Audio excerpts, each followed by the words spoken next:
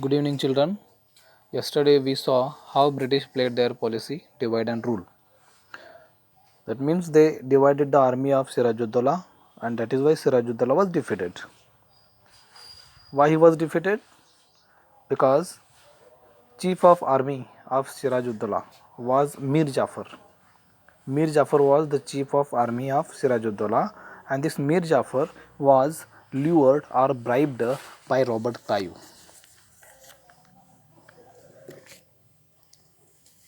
Robert Clive told him that they would make him next Nawab after Siraj. So Mir Jafar did not join the battle. Siraj was killed, he was assassinated. So in this way, I say British played their policy divide and rule. They first divided our Indians and then they ruled. So in this way, Battle of Plassey yesterday we saw. So Mir Jafar becomes Nawab of Bengal as per promised. But when he tried to check the illegal trade practices of British, then Mir Jafar was deposed or removed from the post of Nawab and Mir Qasim was installed. That means Mir Jafar was replaced by Mir Qasim. Okay, try to understand the sequence of the events, children. Sirajuddaulah was Nawab. Just because of Mir Jafar, he was killed, assassinated. Then Mir Jafar becomes the Nawab of Bengal. Then Mir Jafar, when he tried to check the illegal trade practices of British, then he was also removed, and now Mir Qasim becomes the Nawab of Bengal. Okay. But when Mir Qasim also complained and protested, he was defeated in the Battle of Buxar. Battle of Buxar we will see now. Look at this slide. Battle of Buxar was fought in between the British and the joint army of Nawab of Bengal, Nawab of Awadh and Mughal Emperor Shah Alam II. In this particular slide you can see that Mughal Emperor Shah Alam II as a prisoner of the British East India Company. Then this is the Battle of Buxar, and in the Battle of Buxar this joint army was defeated, and British won this battle once again.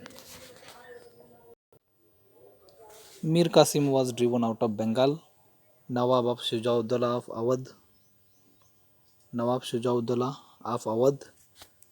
He also gave up much of his authority. In this slide you can see this. Then Mir Jafar was again reinstalled, but he died in the year 1765.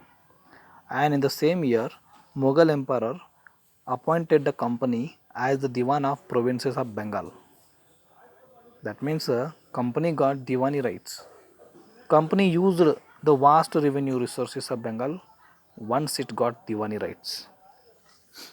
Company was given Diwani rights of Bengal province, and just because of this it earned a lot income out of it. Then the next point is company officials become nabus. Children, nabus, this word means it's an anglicized version of the Indian word Nawab. Means in India it was said as a Nawab, but in Britain it was called as a Nabobs. So it's just a version, nothing.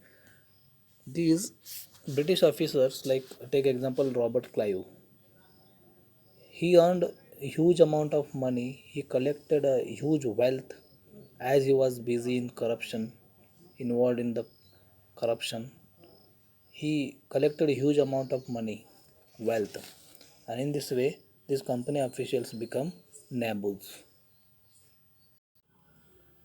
Robert Clive was appointed as a governor of Bengal in the year 1764, and he was asked to remove corruption in company administration. But he was himself cross examined in the year 1772, by the British Parliament, which was suspicious of vast wealth. Although he was acquitted, he committed suicide in the year 1774.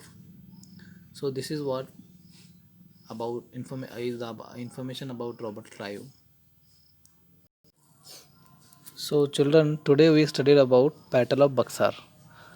In case if you have any doubts or your difficulties, you can share to my personal number. Thank you.